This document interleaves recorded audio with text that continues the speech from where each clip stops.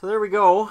The Boston Bruins playing against an undermanned Vegas team loses.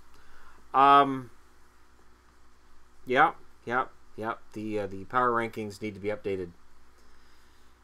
I'm not doing them daily. That will drive me insane. But so credit for Vegas. They only allowed 22 shots to the Bruins. One goes in the net, so Malcolm Subban gets a win. A save percentage of over .950 in this game. And Vegas beats Boston. For the Bruins, they didn't look like they wanted it at all. To me, it just didn't look like the Bruins wanted to be there.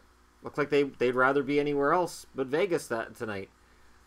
And I don't understand how this is going to work. So, yeah.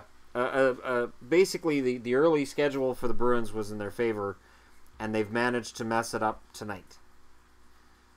They really needed to beat Vegas, and they didn't. So, how do I feel about this as a Bruins fan? Well, with Bergeron out, it hurts. When you got Riley Nash centering your scoring line, you're probably not going very far. When you've got DeBrusk and Bjork and guys like that you're counting on, it's good to have them, and it's good that they're ready, but you shouldn't be counting on them too much. They mentioned tonight that something about Chara wanting another contract next year with the Bruins or whatever.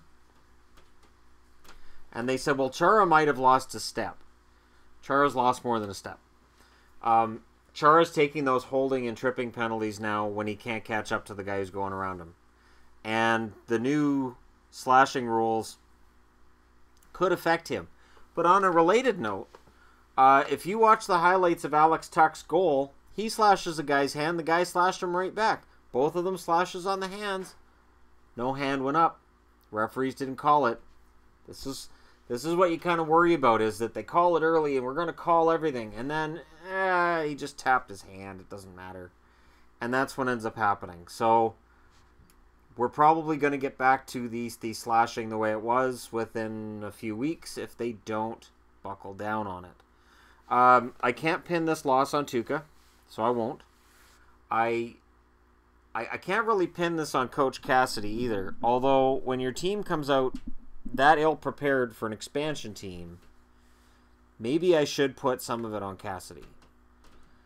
The Bruins now are in an unenviable position that their schedule's going to get harder. Their opposition's going to get much tougher. And they don't look very good.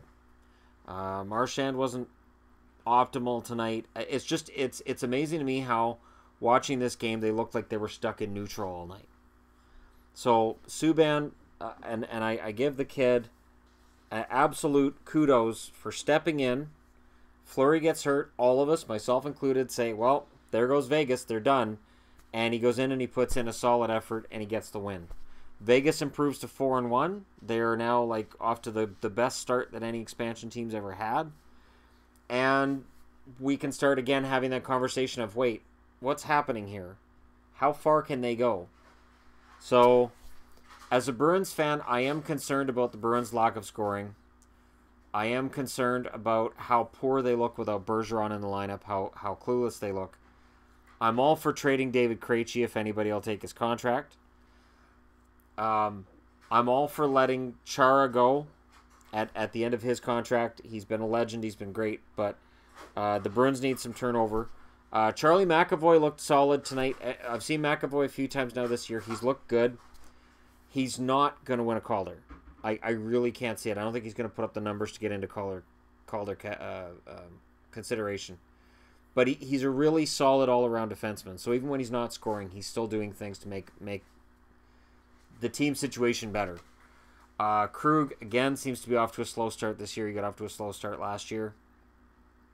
And there's just a lot of inconsistency throughout the lineup. Vegas, on the other hand, hey, look what happens when you put an NHL lineup out there. Look what happens when you get Tuch and Shipachev in there. Guess what? You got to get Shea Theodore in there too. You've got to play your best team. Shipachev looked good. Tuch looked good. Goals by both. Who knew? Who knew that if you put your best team out there, and the whole tank squad that, oh, this team should tank, that team should tank. No team should tank. The reason being, you've got a roster of 23 players who want to win. And whether we perceive that team as being a really solid contending team or a rebuilding team or whatever we think, those guys in that locker room should feel like they have a chance to win every night. It's great to make all that money. I'm sure they're happy with all that money. But winning feels really good too. And they don't go out there to lose. And they don't show up on opening day of training camp and say, man, I can't wait to lose 60 games this year. Give them the best weapons available. Don't worry about what's going to happen with the draft, who's going to draft who, because there have been too many cases over the last 20, 30 years I've watched hockey where a team has said, okay, we've got our eyes set on the draft. I remember Minnesota with Brian Lawton. They had their eyes set on the draft, and that didn't turn out too well. Atlanta. Patrick Stephen's going to be really good. He's the guy. We're going to build around Stephen. Nope. You can't just look at the draft and say, okay, this team should tank because this guy's going to be really good in the draft. Because you just don't know. And sometimes the guy that works out, sometimes the guy that's a really good number 1 draft pick, doesn't transform a franchise like Roman Hamrlik. Hamrlik was a good top 4 defenseman. Not a game changer. Not worth tanking for. We don't know what Dahlin is. We don't know what Svechnikov is. We don't know any of these guys. Veleno, we don't know what any of these guys are yet.